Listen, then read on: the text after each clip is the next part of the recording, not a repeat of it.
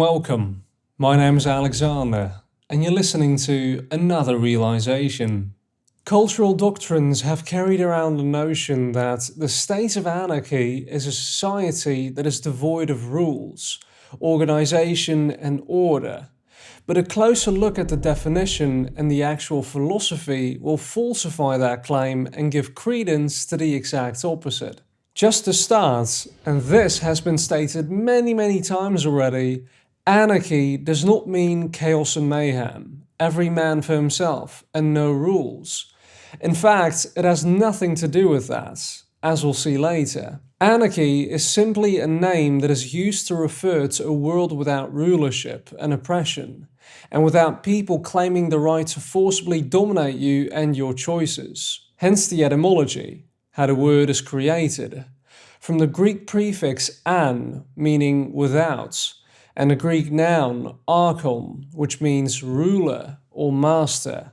So simply no rulers. More specifically, no rulers over subjects or slaves. Most people have been taught to believe that anarchism is a state without leaders and hierarchies, where it's every man for himself and it's the survival of the fittest. But this is also very untrue. Anarchy does not imply a state without leaders or hierarchies. Some people would rather prefer to follow a leader. When you are inefficient at a skill or lack certain knowledge to accomplish something, you would defer to someone who does possess that knowledge, and you would voluntarily follow suit. Some people also just don't want to be responsible. That person is very good at building something, or he has a lot of experience with healing people from conditions of ill health, so instead of me finding it out myself and having to go through trial and error and spending years studying what he has studied, I'll just volunteer to help that person out. And he'll tell me what the best approach is. And if it makes sense, I'll just do what he tells me. There is a huge difference between a leader and a ruler. There is a huge difference between let's just do what he says because he clearly knows what to do in this scenario. And let's imagine that that person has the right to forcibly make us do whatever he wants. The main difference between a leader and a ruler is that you voluntarily choose to follow a certain leader. You decide that for yourself. Whereas a ruler doesn't give you any choice. You will do what he says, or he will hurt you or send his henchmen with guns to do violence unto you. Leadership is based on consent, reputation, and reliability. Rulership is based on violence, aggression, and subjugation. When a leader makes people do something that is not working or is actually making things worse, people can simply choose not to follow that leader anymore. The reputation of a leader is decided by his reliability. On the other hand, a ruler doesn't care if you do not want to follow him or don't want his services.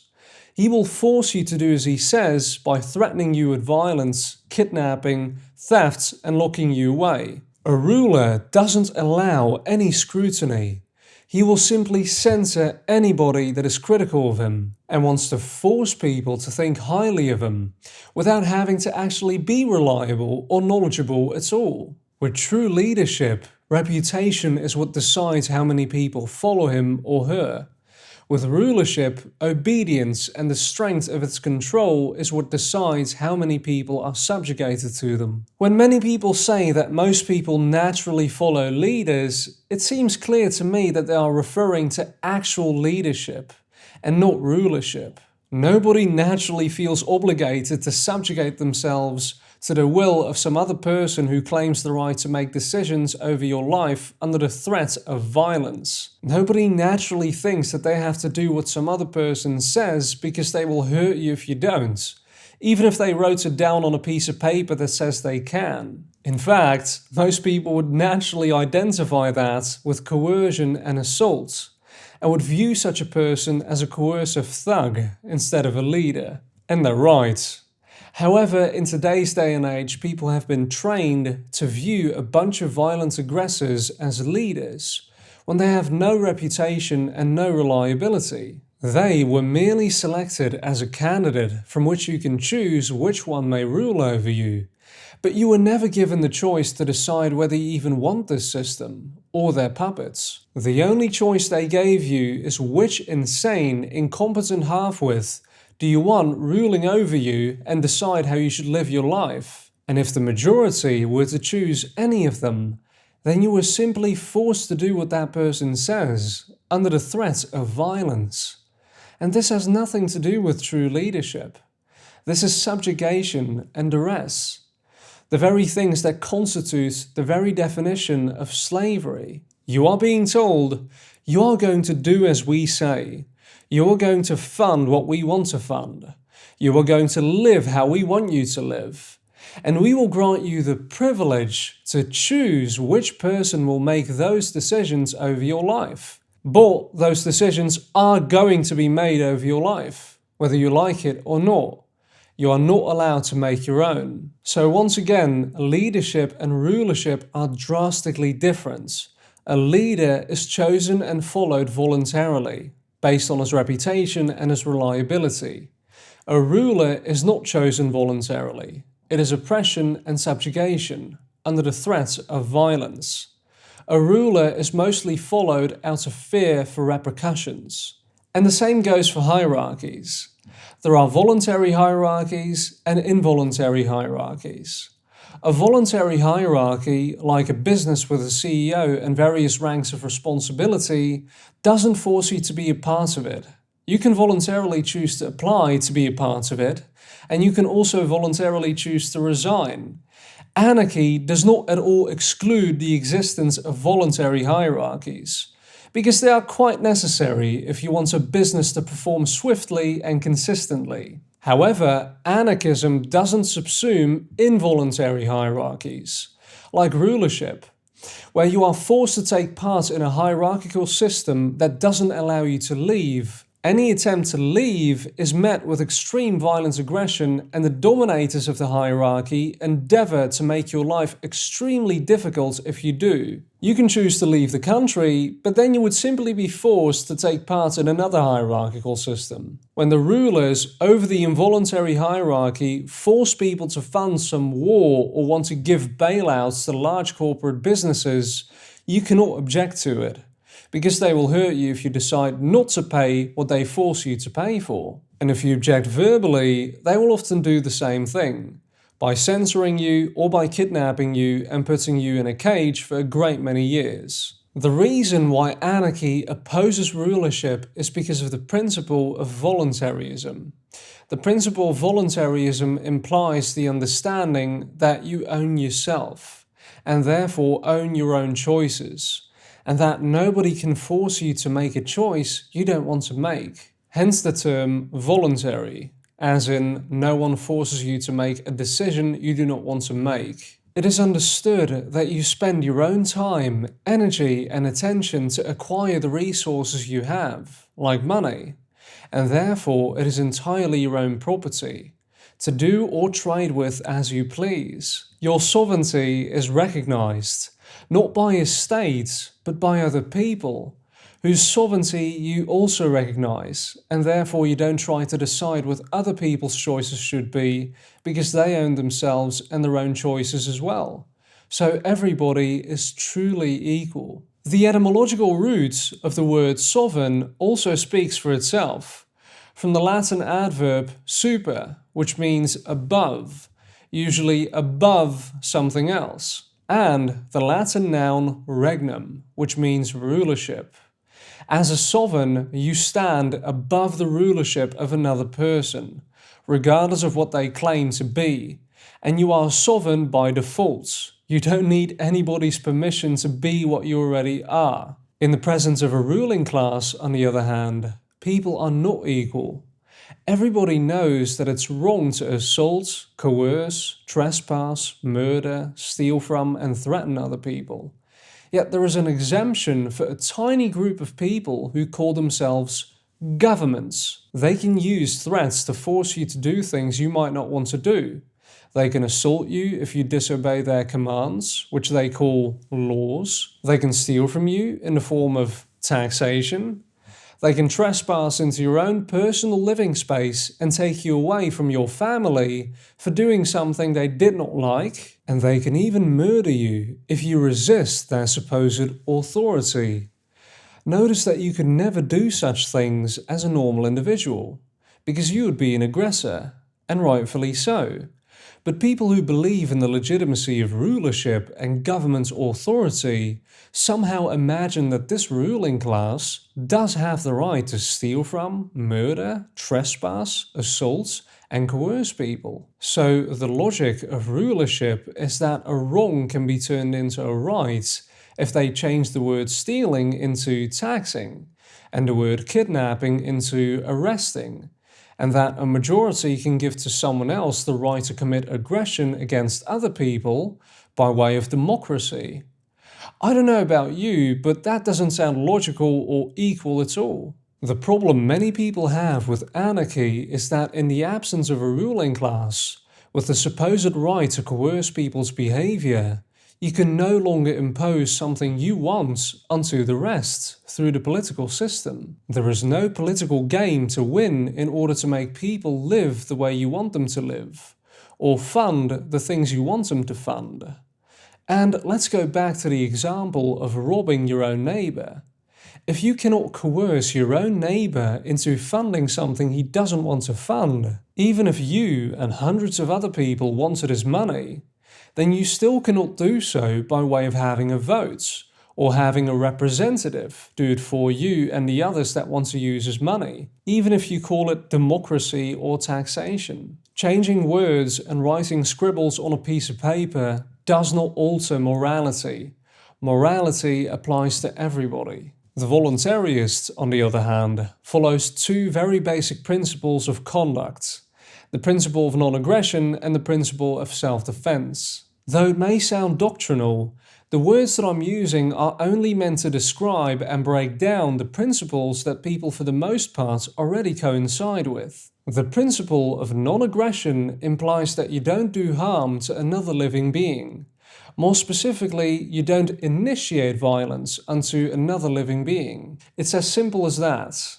You live and you let live. The principle of self-defense implies that when harm is done unto you, when you didn't start any, it is your right to defend yourself against that aggression, by any means necessary in order to subdue or stop that aggression. Many people watching might say that these principles are self-evident, and they are, but a true voluntarist actually abides by these principles, no matter the circumstance or what the law says. The vast majority may know these principles, but they do not live by them, because the majority still participates in the political process.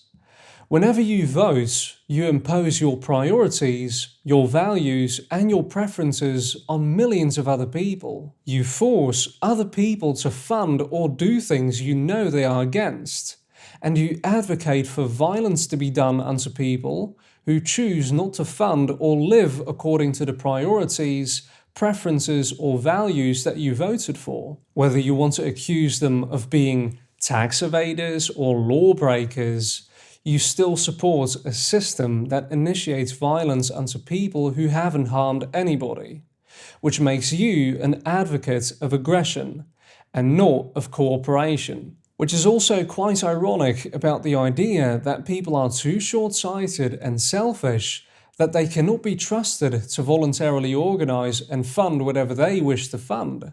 Because if that were true, how can those same people be trusted to decide who should be in power and rule over other people? So, in short, people cannot be trusted to run their own lives, but they can be trusted to choose someone to run other people's lives? A voluntarist actually abides by the principle of live and let live. If I, for instance, want to set up a fundraiser to help the poor, or to fund some education system, I respect everyone's decision not to fund what I want to fund. And that is called actual tolerance. Some people have different priorities. Some people have different opinions, preferences, and values. I don't have the right to force them to fund something that I think is valuable, and neither can I give someone else the right to force someone to fund something that I think is valuable by voting for them to do so instead, and imagining that they somehow acquired the right to do harm when nobody has that right. A voluntarist doesn't live with these contradictions and inconsistencies, because they recognize them and avoid them by coherently living according to principles at all times, no matter the circumstances. In life, there are two distinct classes of people. There are those who want to be left alone and those who do not want to leave them alone. People who are voluntarists and anarchists subscribe to the former, whereas people who believe in governments, authority and rulership subscribe to the latter. Anarchy is also not a political philosophy, unlike the Libertarian Party. Now, the philosophy of libertarianism is again based on the same principles I've described. You own yourself and nobody has the right to forcibly dominate you or steal from you and assault you if you don't do as they tell you. It is based on true liberty, which is also a fun side note. Many people believe that living under a ruler equals freedom. If you still think so, allow me to ask you but one question. Which one of the two scenarios makes you feel more free?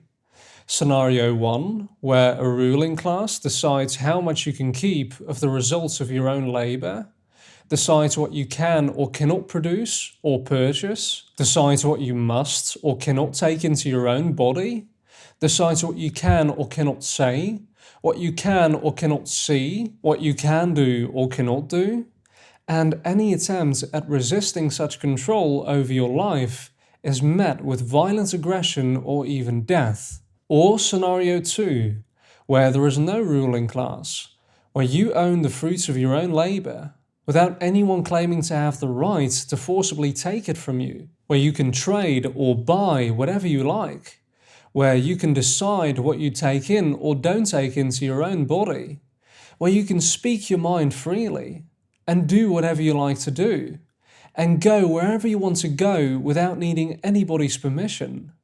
The truth is that there is no varying degree of freedom. You are either completely free and you own yourself and the fruits of your own labor, like in scenario 2, or someone else owns you, and they may decide how free you can be as a slave, like in scenario 1. If you need someone else's permission to be free, then it is up to them how free you can be, and thusly they own you, and you are ultimately not free. However, that is different from the libertarian political party. The Libertarian Party believes that the political process can achieve liberty, which immediately reveals the paradox of its name. The political process that the Libertarian Party is opting for is an endeavor to convince the ruling class that people should be free. And this immediately goes against the very principles of liberty itself. Either you own yourself and you are free and nobody can decide how free you can be or cannot be, which is what liberty implies, or you are a slave or subject that needs permission, be it legislative, to be free. Due to the uncomfortable feeling people get when they think of disobeying the whims of a ruler, because obviously people do own themselves and don't have any obligation to obey their whims, it does however pose a risk of danger when attempting to disobey a violent ruler, as is the case with any violent aggressor or group of aggressors. But then along come the libertarian demagogues who then appeal to the emotions of people who want freedom but do not thoroughly grasp the importance of the principle, and then tell people that they should never break the law and they should never resist the aggression of the ruling class. All you have to do is give them the resources to fight the political battle in order to achieve freedom. And always to no avail, because again, the choice is binary. Either you own yourself and don't need anybody's permission to be free, or someone else owns you and they decide how free you can be. And the Libertarian Party doesn't abide by this simple principle and uses the name of liberty in vain to waste people's time, energy and resources, and indirectly reinforces the idea that it is up to the ruler how free you may or may not be. Even though that might not be the intent of most of them, the truth is that the Libertarian Party doesn't believe in true freedom. They are the people who try to convince the slave masters to free their slaves. The true believers in freedom, however, were those who actually helped the enslaved people in the American South escape to the North through the Underground Railroad, and were not afraid to break the law in order to do what's right. Inevitably, we approach the mentality of incrementalism, which implies that rulership should degrade and lessen over time, until rulership ultimately disappears. And this is tantamount to those who wanted slavery to degrade and lessen over time. And once again, either you're free or you're a slave. And having 30% slavery is no different than having 100% slavery. It's still slavery, and the people are not free. That is why the abolitionists were abolitionists. They believed in the total abolition of slavery, not an incremental decrease of slavery over time. They wanted it gone immediately, because they understood the principles that appertain to true liberty. So again, anarchy does not imply the absence of rules. It simply means no rulership. Nobody is exempt from the ordinary ramifications of behavior that apply to everyone else. Or simply put, if it's wrong for me to steal, then it's wrong for a ruling class to steal as well. And no pseudo-religious ritual or scribble on a piece of paper can make them exempt from it. We simply don't subscribe to the religion of statism. They're not special. They're not gods. They're not legitimate. They don't have rights that we don't have. They're just human beings like us. And they cannot force people to live how they want people to live, under the threat of brute violence. And because of this, there have been many attempts by the ruling class to frame the philosophy of anarchism and to divert its meaning. All the brainless thugs that destroy people's property and commit harm unto others and vigorously scream, "Anarchy!" are not anarchists. And are not voluntarists, because their actions also go against the basic principles of voluntarism. And of course, it behooves me to say that a large sum of the vandals you see on television are what you might call Asian provocateurs, which are people who get paid by the government to destroy property and cause mayhem. Now, why would they do that, you might ask?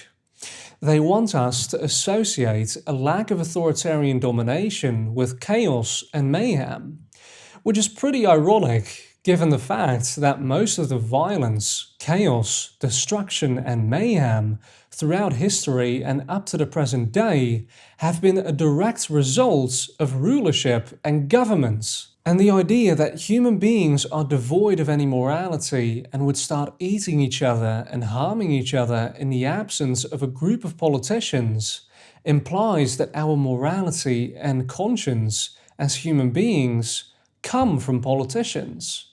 And without them, people would not help each other, would disregard each other, and would attack each other. So that notion implies that the only reason we would ever want to do the right thing and coexist peacefully with our fellow man and woman is because politicians told us to. Nothing could be further from the truth.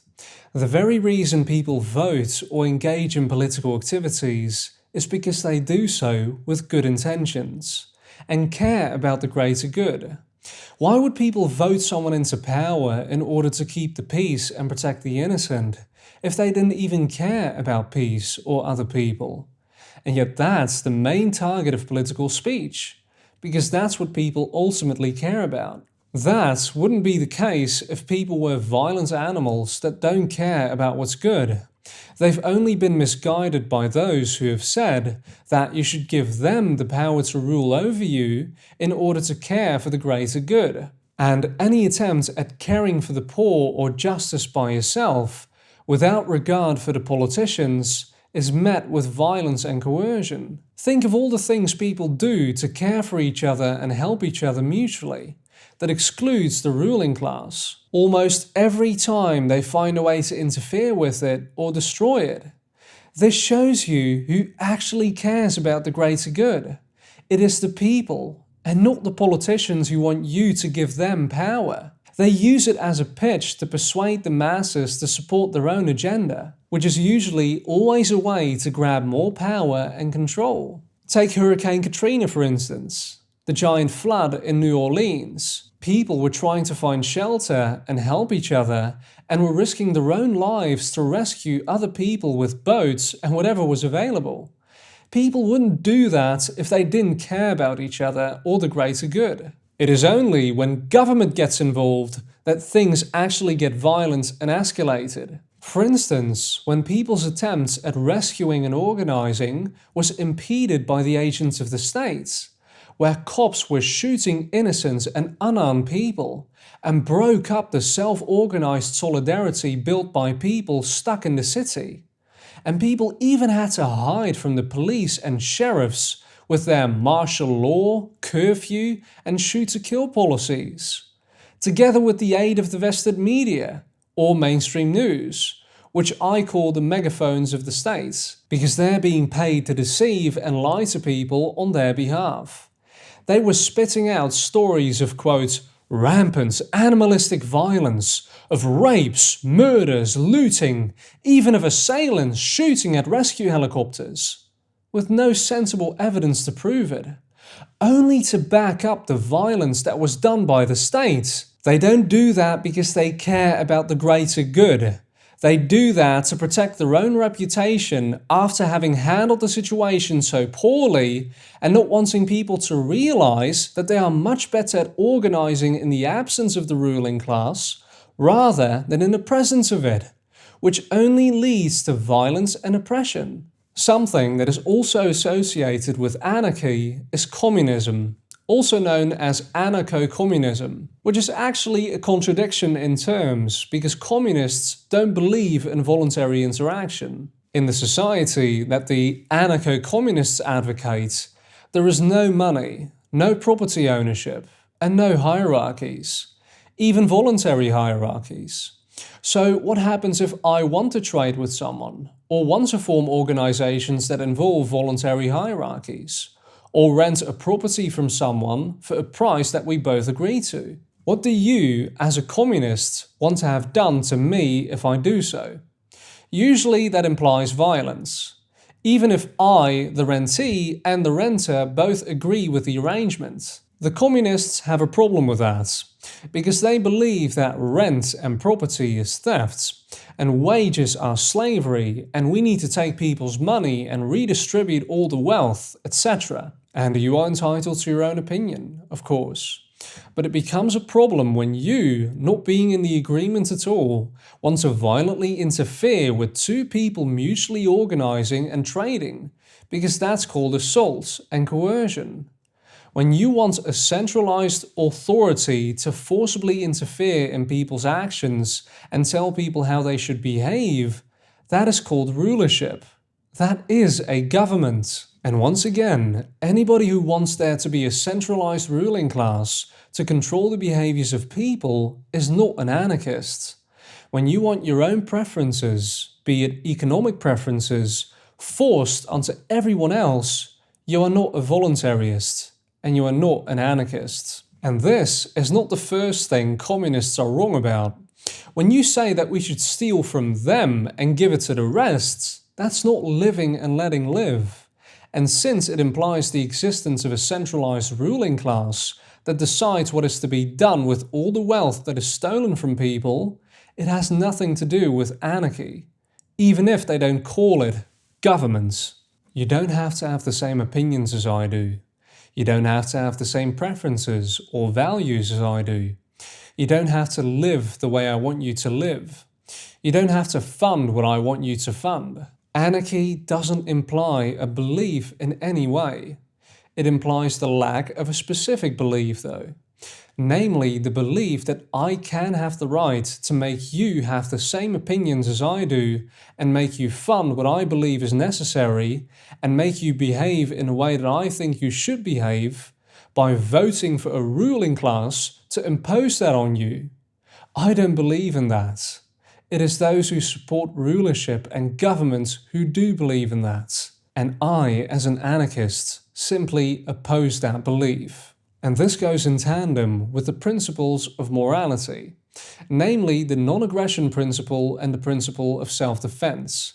You don't impose something you want on someone else by way of violence and coercion. And if someone does decide to do so, you have the right to defend yourself against that violent imposition in order to prevent yourself from being subjugated or assaulted, and have your freedom to decide for yourself infringed upon. The ideology of statism or statheism, on the other hand, implies the belief that some people are exempt from these basic principles of behavior and can somehow acquire the right to violently subjugate others by way of writing scribbles called laws and doing various rituals, which is contradistinct to logic or reason and require blind faith and obedience in order to be real.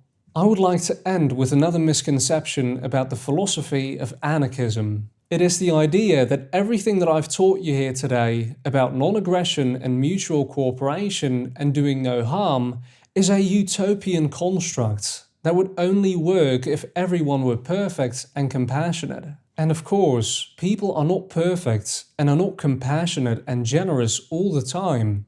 But then again, if people are too stupid, selfish and malicious to be free, as many people assume, are they not too stupid, selfish and malicious to be trusted with power over others? So because people are too stupid, selfish and malicious, is it at all a good idea that we ought to give a small portion of those same stupid, selfish, malicious human beings the right to forcibly control and dominate the lives of other people? And give them the societal permission to hurt those who don't do as they say? On that note, I would like to leave with some parting questions. Have politicians and their laws actually made you a better person? Have they made you more caring and compassionate? Or have they made you more fearful, hateful, and distrustful of your own fellow man? Have they made you more productive?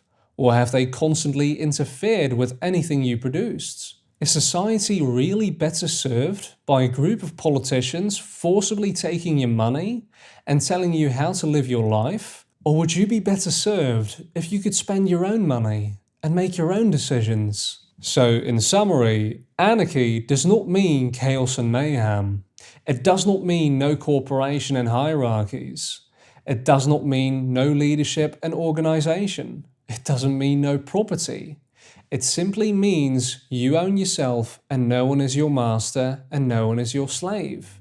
You are a free being and I want you to be able to make your own decisions, and I don't want anybody interfering with that and forcing you to do otherwise. I love you as a free being and I respect you as one. Thank you for watching, and I'll see you soon.